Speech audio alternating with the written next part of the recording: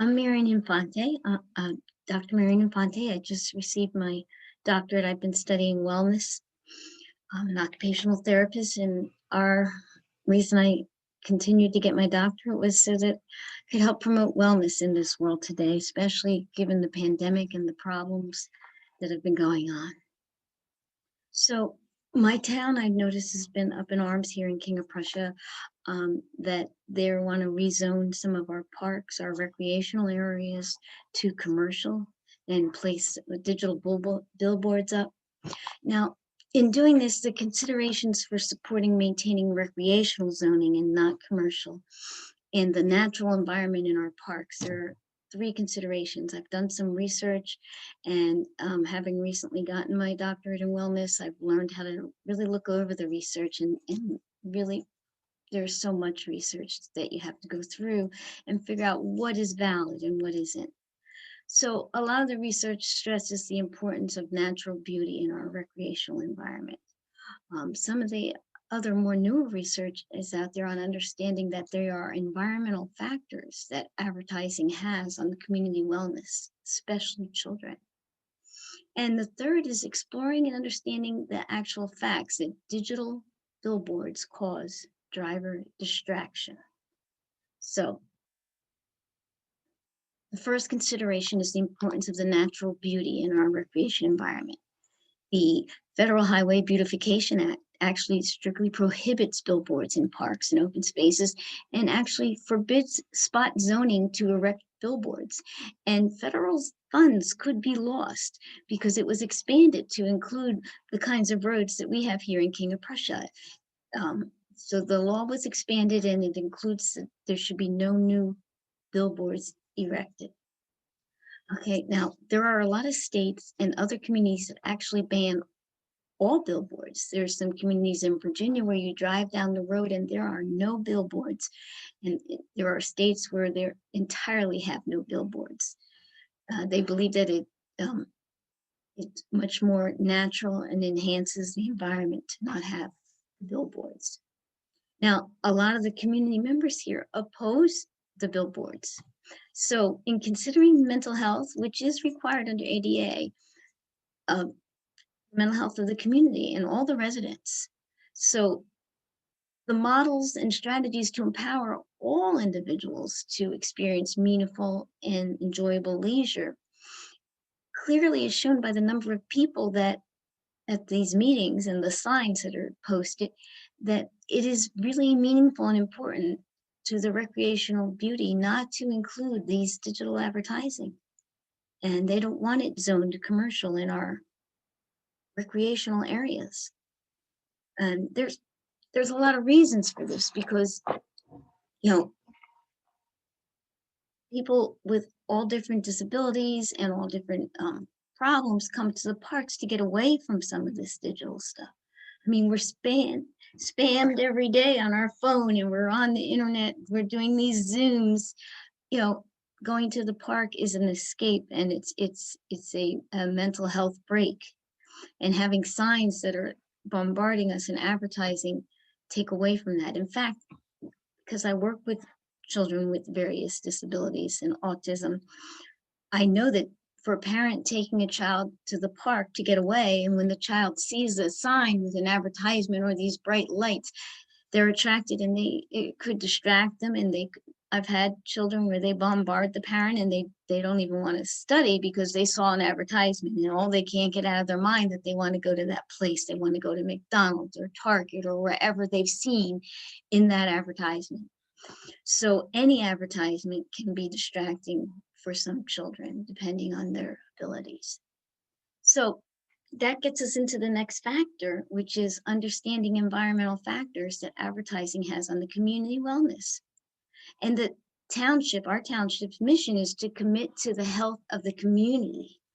So the Institution of Medicine concludes that food marketing contributes to unhealthy diets and risks of poor health among American children and youth.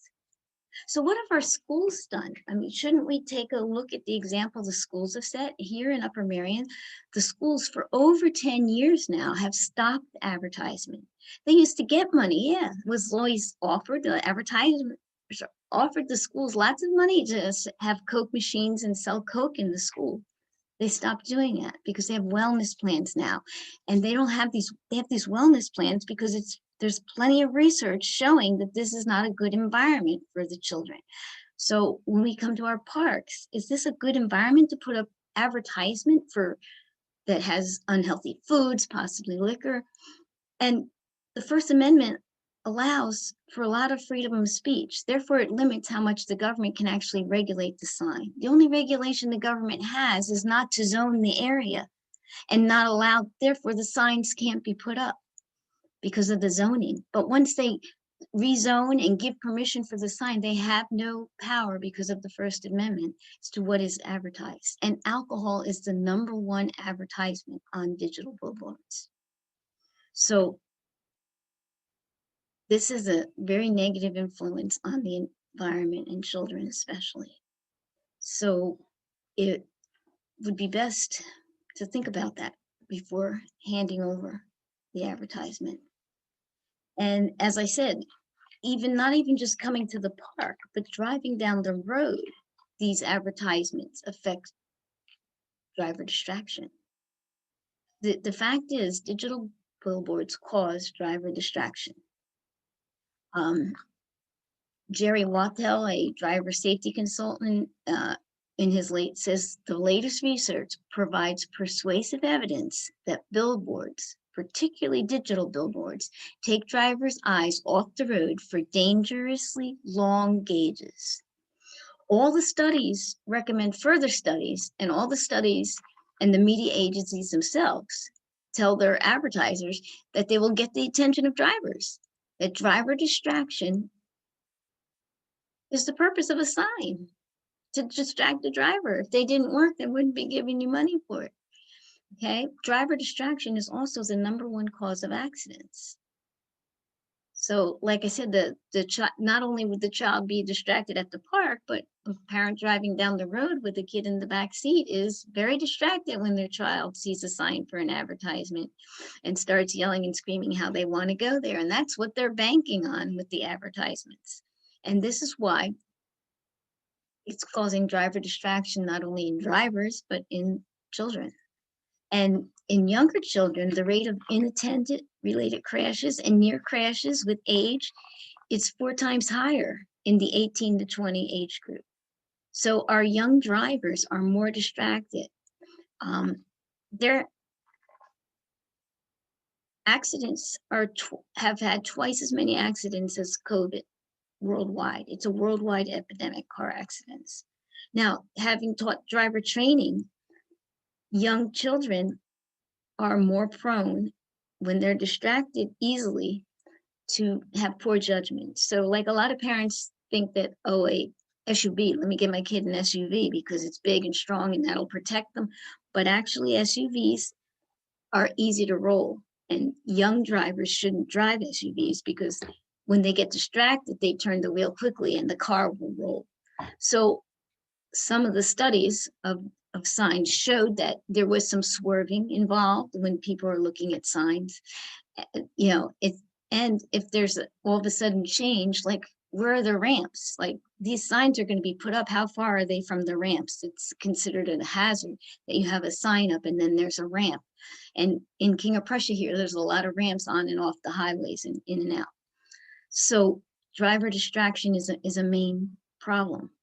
And it's a fact that digital billboards distract drivers. So, and just like we get spam, as I said, billboards get spam too. They have been hijacked. And there's been a case where there was pornography displayed on a billboard for several minutes. Talk about driver distraction. I mean, the best way to avoid it is not to put it up at all. Then wouldn't that be more healthy? So anyway, I've done a lot of research on this, and I agree with the community members that don't want their parks turned into a commercial area. So I hope that you'll consider all these facts. And if your township and our township, wants to promote health, the best thing to do is to look at how schools have promoted health with their wellness policies. As I said, for 10 years now, schools don't have those advertisements anymore.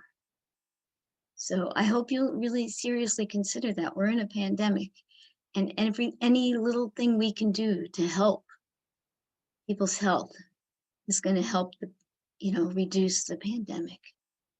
Thanks for listening.